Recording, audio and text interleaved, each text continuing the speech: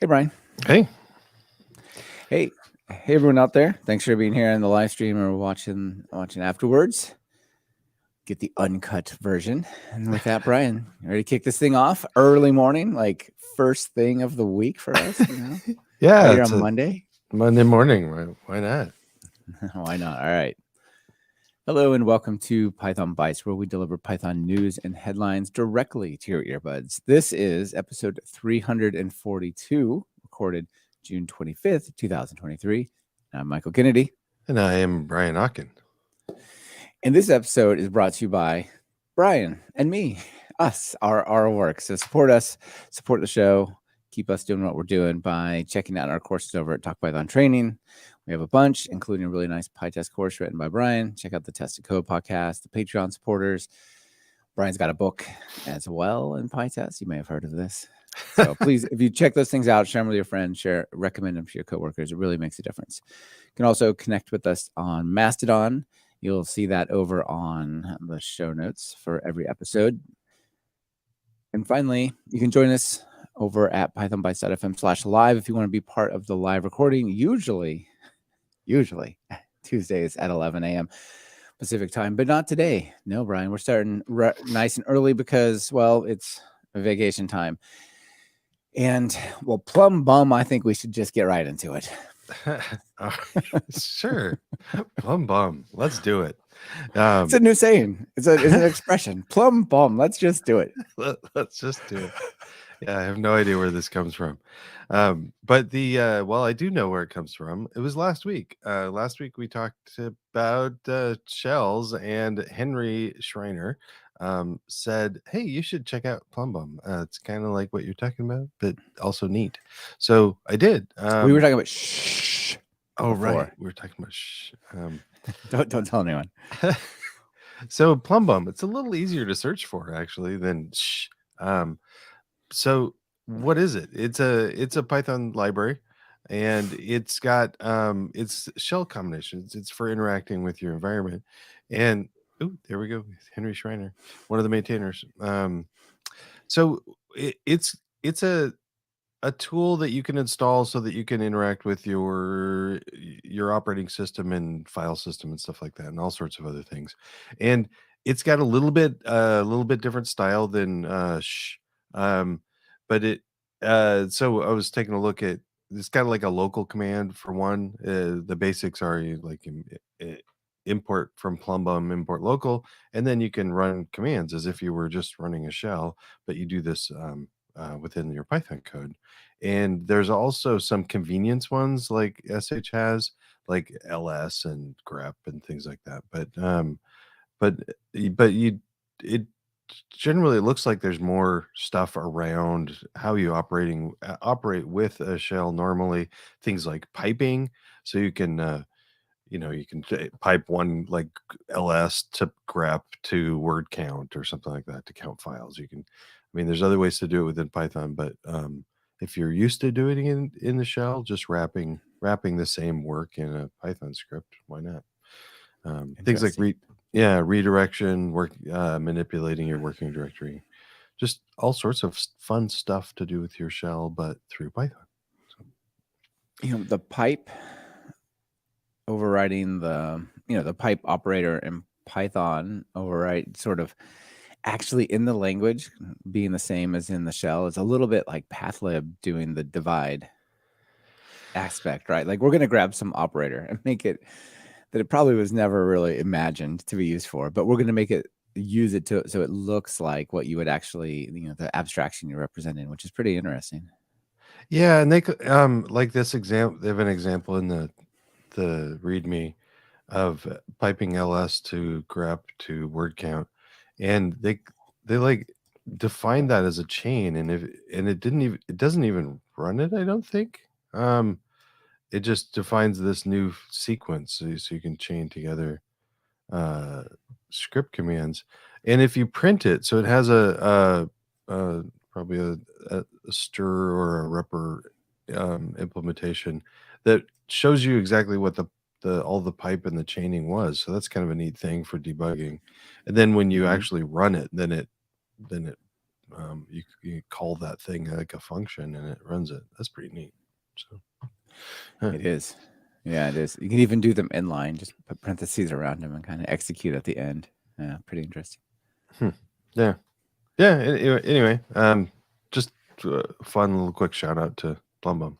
So Yeah, if you thought SH was cool last time, then you might also check this out, right? They kind of play in similar spaces.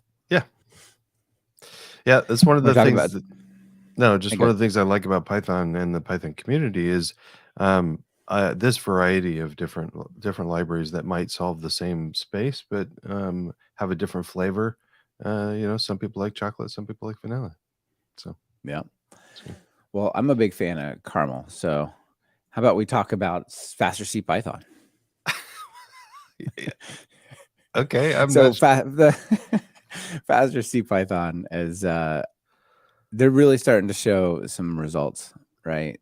Python 3.11 was 40% faster, I believe, is roughly speaking, working with averages and all those things. And we've got 3.12 coming with more optimizations. And ultimately, the faster CPython plan was put together and laid out by Mark Shannon. And the idea was if we could make improvements like 40% faster, but over and over again because of compounding sort of numbers there, we'll end up with a really fast CPython, a faster one, you might say, in 5 releases, 5 times faster in 5 releases. And so, that started really with 3.10, we had 3.11, 3.12. Not the one that's coming, but the one that's coming in a year and a few months, 3.11. They're laying out their work for that, and it's looking pretty ambitious. Okay, so in 3.12, they're coming up with ways to optimize blocks of code. So in 3.11, stepping a little bit back, we've got the adaptive specializing interpreter or specializing adaptive interpreter. I don't have it pulled up in front of me which order those words go in, but that will allow CPython to replace the bytecodes with more specific ones. So if it sees that you're doing a float plus a float operation, instead of just doing we're doing an abstract plus, is that a list plus a string? Is that an integer and a float? Is that actually a float and a float? And if it's a float and a float, then we can specialize that to do more specific, more efficient types of math and that kind of stuff, right? 3.12 is supposed to have what they're calling the tier 1 optimizer. And so, which optimizes little blocks of code, but they're pretty small. And so one of the big things coming here in 3.13 is a tier 2 optimizer. So bigger blocks of code, and something they're calling super blocks, which I'll talk about in just a second. The other one that sounds really amazing is enabling sub-interpreters from Python code. So we know about PEP 554. This has been quite the journey and massive amount of work done by Eric Snow. And the idea is if we have a GIL, then we have serious limits on concurrency, right? From a computational perspective, not from an IO one potentially. And, I'm sitting here on my M2 Pro with 10 cores, and no matter how much, multi-threaded Python I write, if it's all computational, all running Python bytecode, I get, 1/10 of the capability of this machine, right? Because of the GIL. So the idea is, well, what if we could have each thread have its own GIL? So there's still sure a limit to how much work that can be done in that particular thread concurrently, but it's one thread dedicated to one core, and the other core gets its own other sub interpreter, right? That doesn't share objects in the same way, but they can pass them around through certain mechanism. Anyway, so this thing has been a journey, like I said, created 2017, and it has all this history up until now. And status is still says draft, and now the Python version, I think the PEP is approved, and work has been done, but it's still in pretty early stages. So that's a pretty big deal, is to add that. That's supposed to show up in 313. in 313 and in Python code. And this is a big deal. I think that in 312, the work has been done so that it's internally possible. It's internally done, if I remember correctly, but there's no way to use it from Python, right? Like it's, if you're a creator of interpreters, basically you can use it.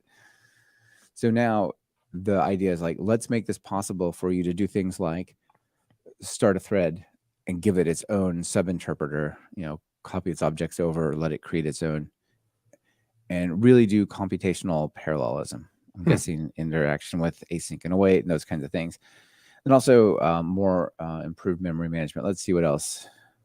Well, so I guess along with that, we're going to have some tutorials or something on how do the two subinterpreters share information. And yeah, exactly. Yeah, we will. What I would love to see is just, on the thread object, give the thread object use isolating, isolate subinterpreter or new subinterpreter equals true, and off it goes. That would be excellent. And then maybe it pickles the object. I don't know. We can see how they come up with that. But this is good news. I think it's the kind of thing that's not that important necessarily for a lot of people, but for those who it is, it's like, really, we want this to go a lot faster. What can we do here, right? Yeah. Yeah. That sounds complicated. Does it make it go faster? Yay, then do it. Well, and compared to a lot of the other alternatives that we've had for, I have 10 cores. Why can I only use one of them on my Python code without multiprocessing? This is one of those that doesn't affect single threaded performance. It's one of those things that there's not a cost to people who don't use it, right? Whereas a lot of the other types of options are like, well, sure, your code gets 5% slower, but you could make it a lot faster if you did a bunch more work. Yeah. Yeah, and that's been a hard sell, and also a hard line that Guido put in the sand, saying like, look, we can't make regular non-concurrent Python slower for the sake of, this more rare, but sometimes specialized, right? Concurrent stuff. So they've done a bunch of foundational work, and then the three main things are the tier 2 optimizer, subinterpreters for Python, and memory management. So the tier 2 optimizer, there's a lot of stuff that you kind of got to look around. So check out the detailed plan. They have this thing called copy and patch. So you can generate like roughly these things called super blocks, and then you can implement. They're planning to implement basic super block management. And Brian, you may be thinking, what are these words you're saying, Michael? Duplo. They're not those little Legos. No, they're big Duplos. But that's kind of true. So they were optimizing smaller pieces, like little tiny bits, but you can only have so much of an effect if you're working on small blocks of code that you're optimizing. So a super block is a linear piece of code with one entry and multiple exits. It differs from a basic block in that it may duplicate some code. So they just talk about considering different types of things you might optimize. So I'll link over to, but there's a big long discussion, lots of graphics people could go check out. So yeah, they're going to add support for de-optimization of super blocks, enhance the code creation, implement the specializer, and use this algorithm called copy and patch. So implement the copy and patch machine code generator. You don't normally hear about a machine code generator, do you? No. But that sounds like a JIT compiler or something along those lines. Yeah, anyway, so that's the goal. And reduce the time spent in the interpreter by 50%. If they make that happen, that sounds all right to me, just for this one feature. That's pretty neat. Yeah. Wow. Pretty good. And I talked a whole bunch about subinterpreters. Final thing, the profiling data shows that a large amount of time is actually spent in memory management and the cycle GC. All right. And when Python, I guess, if you do, 40% a bunch of times, it was maybe half this fast before, like, because remember, we're like a few years out working back on this plan. In 3.9, 3.8, maybe it didn't matter as much because as a percentage of where is CPython spending its time, it was not that much time on memory management. But as all this other stuff gets faster and faster, if they don't do stuff to make the memory management faster, it's going to be like, well, half the time is memory management. What are we doing? So they say as we get the VM faster, this is only going to be a larger percent of our time. So what can we do? So do fewer allocations to improve data structures. For example, partial evaluation to reduce the number of temporary objects, which is part of the other section of their work, and spend less time doing cycled GCs. This could be as simple as doing fewer calculations or as complex as implementing a new incremental cycle finder. Either way, it sounds pretty cool. So that's the plan for a year and a couple of months. It's pretty exciting. I'm really happy that these people are working on it. So I am too. It's a team of, I think last time I counted 5 or 6 people at around. There's a big group of them around Guido at Microsoft, but then also outside. Yeah. So, for example, this was written by Mark Shannon, who's there, but also Michael Dropboom, who was at Mozilla, but I don't remember where he is right now. We'll cool see. Last name. Anyway, yes, indeed. All right. Over to you, Brian. Well, that was pretty heavy. I'm going to do kind of a light topic is we need more people to write blogs about Python. It would help us out a lot, really. And one of the ways you could do that is to just head over and check out one of the recent articles from Julia Evans about some blogging myths. And I guess this is a pretty light-hearted topic, but also serious. But we have some more fun stuff in the extras, so don't worry about it. Anyway, so there's a few blogging myths, and I just wanted to highlight these because I think it's good to remember that these are just wrong. So I'll just run through them quickly. You don't need to be original. You can write content that other people have covered before. That's fine. You don't need to be an expert. Posts don't need to be 100% correct. Writing boring posts is bad. So these are, oh wait, the myth is you need to be original. That's not true. Myth, you need to be an expert. Posts need to be 100% correct. Also myth, all these are myths. Writing boring posts is bad. Boring posts are fine if they're informational. You need to explain every concept. Actually, that will just kill your audience if you explain every little detail. Page views matter. More material is always better. Everyone should blog. These are all myths, according to Julia. And then she goes through a lot of the in detail into each one of them. And I kind of want to hover on the first two a little bit of you need to be original and you need to be an expert. I think it's we when we're learning about a software, a new library or a new technique or something. Often I'm reading Stack Overflow, I'm reading blog posts, I'm reading maybe books. Who knows? I'm reading a lot of stuff on it, and you'll get all that stuff in your own perspective of how it really is, and then you can sort of like the cheating book report you did in junior high where you just rewrote some of the encyclopedia but changed it. Don't do that. But you don't have to come up with a completely new technique or something. You can just say, oh, all the stuff I learned, I'm going to put it together and write my workflow now, or the process, or just a little tiny bit. It doesn't have to be long. It can be a short thing of oh, I finally got this. It's way easier than I thought it was. And writing little aha moments are great times to just write that down as a little blog post.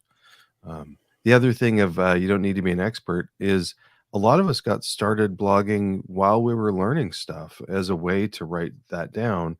So you're definitely not an expert as you're learning stuff. So go ahead and write about it then. And it's a great way and that ties into, it doesn't need to be 100% correct. As you get more traction in your blog, people will let you know if you made a mistake. And in the Python community, usually it's nice. They'll mention, hey, this isn't quite right anymore. And I kind of love that about our community. So I want to go back to the original part. Is you don't even have to be original from your own perspective. If you wrote about something like last year, go ahead and write about it again. If you think it's important and it needs, and you sort of have a different way to explain it, you can write another blog post about a similar topic. So, Yeah, I totally agree. I also want to add a couple of things. okay. I would like to add that your posts, the myth, your posts have to be long or like an article, or you need to spend a lot of time on it, right? The biggest example of this in terms of like success flying in the face of just really short stuff is John Gruber's Daring Fireball, right? Like this is an incredibly popular site, and the entire articles are. It starts out with him quoting often someone else, and that's like 2 paragraphs, which is half the article, and say, "Here's my thoughts on this," or "Here's something interesting. Let's highlight it," or something, right? And my last blog post was 4 paragraphs and a picture, maybe 5 if you count the bonus, right? Not too many people paid attention to mine because the titles you can ignore this post. So I don't know. I'm having a hard time getting traction with it, but I like it that you highlighted the that good John Gruber style. There's a lot of different styles of blog posts, and one of them is reacting to something instead of, because a lot of people have actually turned. You can either comment on somebody's blog or talk about it on Reddit or something, or you can react to it on your own blog, and yeah. link And then to it. still link to it on Reddit or something. Yeah, Yeah, not you anymore can. because Reddit went private out of protest. But somewhere else if you find Yeah, another yeah. place. Or maybe post on Twitter. No, don't do that. Let's Yeah, it's Mastodon. getting hard. Yeah. So Funny. I had yeah. another one as well, but oh yeah. So this is not a myth, but just another thing. Another source of inspiration is if you come across something that really surprised you, like if you're learning, right? Kind of to add on, like I'm not an expert. Is if you come across something like, wow, Python really it broke my expectations. I thought this was going to work this way, and gosh, it's weird here. People, if it seems like a lot of people think it works this way, but it works in some completely other way. That could be a cool little write up. Also, people might be searching like, why does Python do this? They might find your quote boring article and go, that was really helpful, right? So, yeah, I still remember way back when I started writing about PyTest and unit tests and stuff. There was a feature, a behavior of teardown functionality that behaved different. It would like uh, sort of the same in nose and unit test, and then different in PyTest. And I wrote a post that said maybe unit test is broken because I kind of like this PyTest behavior, and I got a reaction from some of the PyTest contributors that said, "Oh no, we just forgot, didn't test that part, so that's wrong. We'll fix it." So, um, what a meta problem that PyTest didn't test a thing. Yeah. Well, I mean, it was just a really corner case, but I'm kind of a fastidious person when I'm looking at Sure. how things work. But the other thing I want to say is a lot of things written by you other people are old enough that they don't work anymore. If you're following along with like a little tutorial and it doesn't work anymore because the language changed or the library they're using is not supported anymore or something, that's a great opportunity to go, well, I'll just kind of write it in my own language, or in my own style, but also make it current and to make it work this time. So that's a good thing to do Indeed. as well. Anyway, okay. Well, let's go back to something more meaty. So, yeah, something like AI. So, I want to tell you about Jupyter AI, Brian. Jupyter AI is a pretty interesting project here. It's a generative AI extension for Jupyter Lab. I believe it also works in Jupyter and IPython as just IPython prompt as well. And so here's the idea. There's a couple of things that you can do.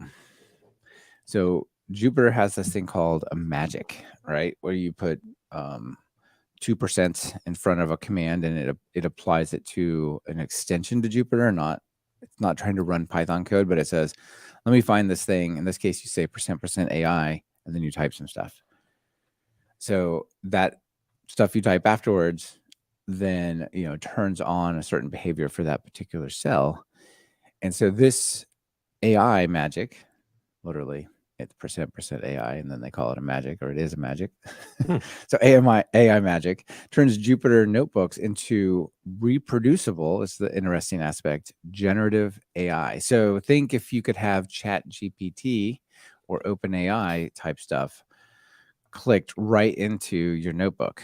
So instead of going out to one of these AI chat systems and say, I'm trying to do this, tell me how to do this, or could you explain that data? You just say, hey, that cell above, what happened here? Or I have this data frame. Do you see it above? Okay, good. How do I visualize that in a pie chart or one of those donut graphs using Plotly? And it can just write it for you as the next cell. Interesting. Okay. Interesting, right? Yeah. It runs anywhere the IPython kernel works. So Jupyter Lab, Jupyter Notebooks, Google Colab, VS Code, probably PyCharm, although they don't call it out. And it has a native UI chat. So in Jupyter Lab, not Jupyter, there's like a left pane that has stuff. It has like your files, and it has other things that you can do, and it will plug in another window on the left there that is like a Chat GPT. So that's pretty cool. Another really interesting difference is this thing supports its model or platform agnostic. So if you like AI 21 or Anthropic or OpenAI or SageMaker or Hugging Face, et cetera, you just say, please use this model. And they have these integrations across these different things. So for example, you could be going along saying, I'm using OpenAI. That's a terrible answer. Let's ask Anthropic the same thing.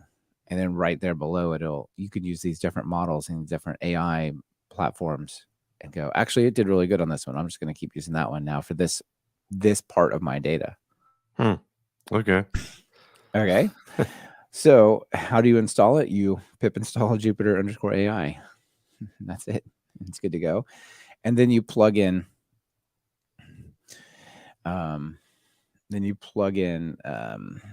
like your various API keys or whatever you need to as environment variables. So they give you an example here. So you would say %% AI space chat GPT, and then you type something like, please generate the Python code to solve the 2D Laplace equation in the Cartesian coordinates. Solve the equation on the square such and such with vanishing boundary conditions, etc. Plot the solution in matplotlib. Also, please provide an explanation. And then look at this. It goes da-da-da-da-da, and down it goes. And you can see off it shows you how to implement it. And that's only part of that's shown. You can also have it do graphics. Anything that those models will generate as HTML just show up. So you could say, create a square using SVG with a black border and white fill. And then what shows up is not SVG commands or like little definition. You just get a square because it put it in HTML as a response. And so that showed up. You can even do LaTeX, like dash F is math, generate a 2D heat equation. And you get this partial differential equation thing. Wow. In LaTeX. You can even ask it to write a poem, whatever you do. So that's one of the. Go back to the poem one. Yeah, it says write a poem in the style of variable name, so you can have commands with variable, insert variable stuff. So that's interesting. Mm-hmm. So you can also, Jupyter has inputs and outputs. Like along the left side, there's like a 9 and a 10, and those are like the order they were executed. You can say, using input of 9, which might be the previous cell or something, or output of 9, go do, take that and go do other things, right? Like kind of that's how I open this conversation. One of the really interesting examples that David Q pointed out, there's a nice talk that he gave and a link to in the show notes at PyData like a week ago, was he had written some code, 2 examples. One, he had written some code, a bunch of calculations in pandas, and then he created a plot, but the plot wasn't showing because he forgot to call plot.show. He asks one of the AIs. It depends. You can ask a bunch depending which model you tell it to target. He said, "Why isn't in that previous cell? Why isn't my plot showing?" It said, "Because you forgot to call show." So here's an example of your code above, but that works and shows the plot. That's pretty cool for help, right? Yeah, geez. Instead of going to Stack Overflow or even trying to copy that into one of these AIs, you just go, "Hey, that thing I just did, it didn't do what I expected. Why?" Here's your answer. Not in a general sense, but like literally grabbing your data and your code. Interesting. 2 final things that are interesting here. The other, maybe 3, the other one is he had some code that was crashing. I can't remember what it was doing, but it was throwing some kind of exception and it wasn't working out. And so he said, "Why is this code crashing?" And it explained what the problem was with the code and how to fix it. Right. Hmm. Yeah. So super, super interesting here. I'll have to check that out. Yeah, we have that link in the show notes. Yeah, the talk is really, really interesting. I'm trying to think. There's one other thing that was in that talk. It's like a 40-minute talk, so I don't remember all of it. Anyway, there's more to it that goes on. Also beyond this, it looks pretty interesting. If you live in Jupyter and you think that these AI models have something to offer you, then this is definitely worth checking out. Alvaro says, as long as it doesn't hallucinate a non-existing package. Yeah, that's that is the thing. What's kind of cool about this is it puts it right into code, right?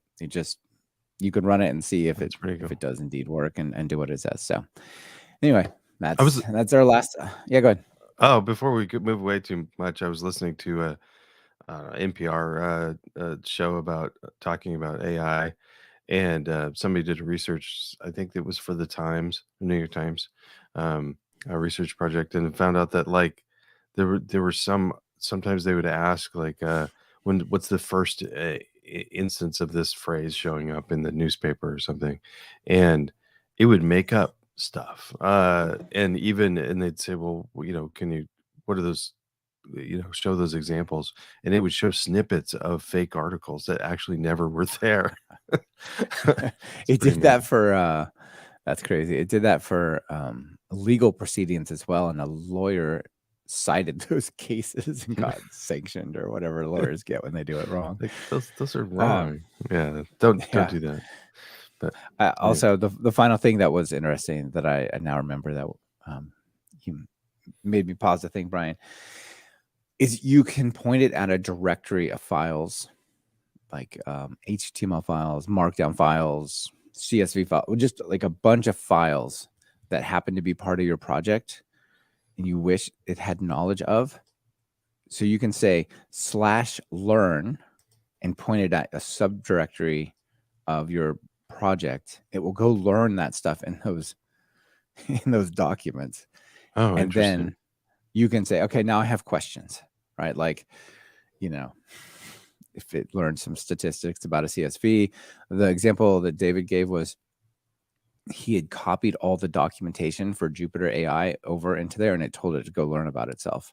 And then it did. And then you could talk to it about it based on the documentation. Oh.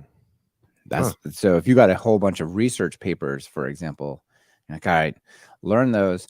Now I need to ask you questions about this astronomy study. Okay. Who studied this and who found what, whatever, right? Like these kinds of questions are pretty amazing. Yeah. And actually some of the stuff would be super powerful, especially if you could make it not like keep all the information local, like, internal company stuff. They don't want to like upload all of their source code into the cloud just so that they can ask it questions about it. But, yeah, exactly. The other one was to generate starter projects and code based on ideas. So you can say, generate me a Jupyter notebook that explains how to use matplotlib. Okay. And it'll come up with a notebook and it'll do, so here's a bunch of different examples and here's how you might apply a theme, and it'll create things. And one of the things that they actually have to do is they use LangChain and AI agents to, in parallel, go break that into smaller things that are actually going to be able to handle and Yeah. send them off to all be done separately and then compose them. So it'll say, oh, well, what's that problem? Instead of saying, what's the notebook? It'll say, give me an outline of how somebody might learn this. And then for each step in the outline, that's a section in the document that it'll go have the AIs generate those sections. And it's like a smaller problem that seemed to get better results. So anyway, this is a way bigger project than just like, maybe I can pipe some information to Chat GPT. There's a lot of crazy stuff going on here. The people who live in Jupiter might want to check out. It is pretty neat. I was not around the Jupiter stuff, but I was thinking that a lot of software work is the maintenance, not the writing it in the first place. So what we've done is like taken the fun part of making something new and giving it to a computer, and we'll all be just like software maintainers at afterwards. Exactly. We'll just be plumbers. Please. Sewer overflowed again.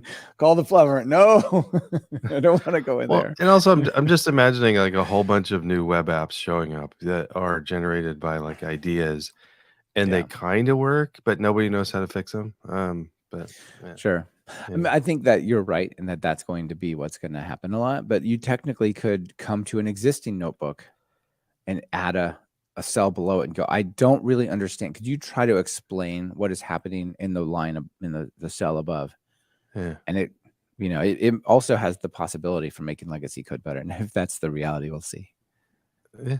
Hopefully it's a good thing. So cool. All right. Well, those are all of our items. That's the last one I brought. Any extras? I got a couple extras. Will McCougan and gang at Textualize have started a YouTube channel. And so far there's and some of these I think it's a neat idea. Some of the tutorials that they already have, they're just walking through some of the tutorials in video form at this point. And there's 3 up so far of stopwatch intro and how to get set up and use Textualize. And I like what they're doing over there, and it's kind of fun. Another fun thing from I like it too because it's Textualize. Rich is a visual thing, but Textualize is like a higher level UI framework where you've got docking sections and all kinds of really interesting UI things. And so sometimes learning that in an animated, active video form is really maybe better than reading the docs. Yep. And then something else that they've done. So maybe watch that if you want to try to build your own command line or text user interface, a TUI, as it were. You TUI. Or you could take your command line interface and just use Trogon. I don't know how you say that. Trogon. It's by Textualize also. It's a new project. And the idea is you just I think you use it to wrap your own command line interface tool, and it makes a graphic or a text-based user interface out of it. There's a little video showing an example of Trogon app applied to SQLite-utils, which has a whole bunch. SQLite-utils has a bunch of great stuff, and now you can interact with it with a GUI instead, and that's kind of fun. Works around Click, but apparently they will support other libraries and languages in the future. So interesting. Okay. So yeah, it's like you can pop up the documentation for a parameter while you're working on it in a little modal window or something. Looks interesting. Yeah, well, I was thinking along the lines of even like in a internal stuff, it's fairly you're going to write like a make script or a build script or some different utilitarian thing for your work group. If you use it all the time, command line's fine. But if you only use it like every once a month or every couple weeks or something, it might be that you forget about some of the features. And yeah, there's help, but having it as a GUI, if you could easily write a GUI for it, that's kind of fun. So why not? The other thing I wanted to bring up, completely different topic, is the June 2023 release of Visual Studio Code came out recently, and I hadn't taken a look at it. I'm still I've installed it, but I haven't played with it yet. And the reason why I want to play with it is they've revamped the test discovery and execution. So apparently you can. There were some glitches with finding tests sometimes, so I'm looking forward to trying this out. You have to turn it on though. You have to. There's so this new test discovery stuff. You have to go. You have to like set a opt into flag, and I just put the little snippet in our show notes, so you can just copy that into your settings file to try it out. So, yeah, I Excellent. guess that's all I got. Do you have any extras? I do. I do. I have a report from the field, Brian.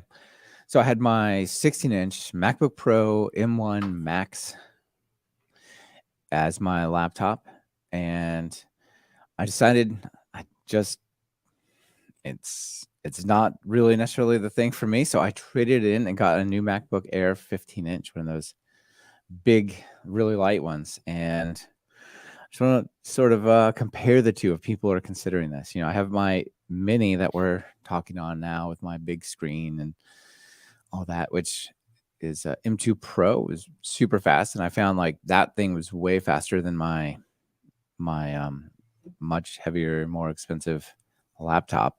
Like, well, why am I dragging this thing around if it's not really faster, if it's heavy, has all these all these cores and stuff that are just burning through the battery, even though it says it lasts a long time. It's like 4 or 5 hours was a good day for that thing.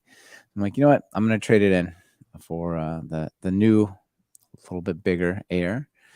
And yeah, so far that thing is incredible. It's excellent for doing software development thing. The only thing is the screen's not quite as nice. But for me, that like I don't live on my laptop, right? I've got like a big dedicated screen I'm normally at. Then I'm like out somewhere. So small is better, and it lasts like twice as long, and the battery. So, and I got the black one, which is weird for an Apple device, but very cool. People say it's a fingerprint magnet, and absolutely, but it's also a super, super cool machine. So if people are thinking about it, I'll give it I'll give it like a 90% thumbs up. The screen's not quite as nice. It's super clear, but it kind of is like washed out a little, harder to see in light. But other than that, it's excellent. So there's my report. Traded in my expensive MacBook for an incredibly light, thin, and often faster, right? When I'm doing stuff in Adobe Audition for audio or video work, or a lot of other places, like those things that I got to do, like noise reduction and other sorts of stuff, it's all single threaded. And so it's like 20% faster than my $3,500 MacBook Pro Max thing. Anyway, Wow. And lighter and smaller, all the good things. But you're still using your mini for some of your workload, right? I use my mini for almost all my work. Yeah. If I'm not out, then I usually, or sitting on the couch, then it's all mini all the time. Okay. Huh. Yeah. Is it black on the outside also then? Yeah. Yeah. Okay. It's cool looking. It's You cool. can throw a sticker on that and somebody to hide that it's Apple, and people might think you just have a Dell. They wouldn't know. That's right. Run Parallels. You can run Linux on it. They're like, oh, okay, Linux, got it. What is that thing? That's a weird. Yeah, you could disguise it pretty easy if you want, or just your sticker stand out better. You never know. All right, so if people are thinking about that, pretty cool device. But Brian, if somebody were to send you a message and like trick you, like, hey, you won a MacBook, you want to get your MacBook for free, you don't want that, right? No. So, companies, they'll do tests. They'll like test their people just to make sure, like, hey, we told you not to click on weird looking links. But let's send out a test and see if they'll click on a link. And there's this picture of this guy getting congratulated by the CEO. IT congratulating me for not failing the phishing test. And the guy's like, deer headlights, like, oh no, me who doesn't open emails is what the picture says. So if you just ignore all your work email, you won't get caught in the phishing test. How about that? Yeah. Those are you've been out of the corporate for a while. That happens. I've had some phishing tests come through. Have you gone through this? Yeah. Okay. Yeah. Well, like the email like looks like it came from. So one of the problems is it looks like it's legit, and it has like the right third party company that we're using for some service or something, Mhm. and you're like, wait, what is this? And then the link doesn't match up with the whatever it says it's going to, and things like that. But it actually is harder now, I think, that to verify what's real and what's not when more companies do use third party services for lots of stuff. So Yeah. anyway, Yeah, it's it's a joke, but it is serious. Like, I worked for a company where somebody got a message. I think either I might have been through a hacked email account, or it was spoofed in a way that it looked like it came from like a higher up that says, hey, there's something, a really big emergency. This vendor's super upset. We didn't pay them. They're kind of sue us if we don't, could you quick transfer this money over to this bank account? And because it came from, somebody who looked like they should be asking that, right? It almost happened. So geez, not good. that's not good. Yeah. Yeah. The I get texts now. Like the latest one was just this weekend. I got a text or something that said, "Hey, we need information about your shipping for Amazon shipment or something," and it's like, copy and paste this link into your browser, and it's this like bizarre link, and I'm like, no, it would be Amazon.com something. There's no way it's Yep. gonna be Bob's Burgers Yeah. at whatever. Yeah. Amazon. Yeah. Let's go to Amazon.com. Anyway. Oh, well. Well, may everybody get through their day without clicking on phishing emails. So That's right. Yeah. May you pass the test. Or for don't whatever read reason. email. Just stop reading email. Yeah. Think about how productive you'll be. Well, Well, spend this more was very time productive, podcasting. Brian. Yes, it was. Yeah. Well, Yeah. thanks for hanging out with me this morning. So it was fun. Yeah, absolutely. Thanks for being here as always. you. And everyone, thank you for listening. It's been a lot of fun. See you next time. Bye.